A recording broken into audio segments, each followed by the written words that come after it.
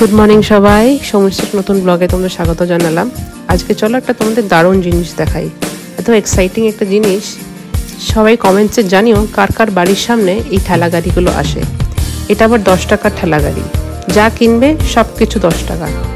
দারুণ লাগে জিনিসগুলো কিনতে, মনে হয় যেন সব নিয়ে নিই। মানে একটা জিনিস কিনতে গিয়ে অনেক অনেক বেশি জিনিস কিনে নেওয়া হয়। এবার 10 টাকার মাল হয়তো কোয়ালিটি খুব একটা ভালো হয় না, কিন্তু তবুও খুব ভালো লাগে কিনতে। এদের কাছে দেখো না কত কিছু আছে, বাটি, চামচ, মগ, বালতি, টব, সব এভরিথিং যা যা চাই। আমি একটা ছোট আয়না নিচ্ছিলাম মেয়ের জন্য, ভেঙে ফেলেছে আয়নাটা। আর সামনে দেখলাম বাবলস রয়েছে, বাবলসও খুব ভালোবাসে কিনতে। আমার মা আবার কয়েকটা টব নিচ্ছে, ছোট ছোট টব। দেখে মনে হয় আরও যা আছে সব নিই। একটা মেয়ের জন্য একটা খেলনা স্লেট নিলাম, ম্যাজিক স্লেট।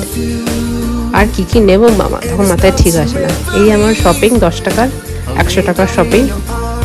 কেমন লাগলো জানিও কমেন্টসে।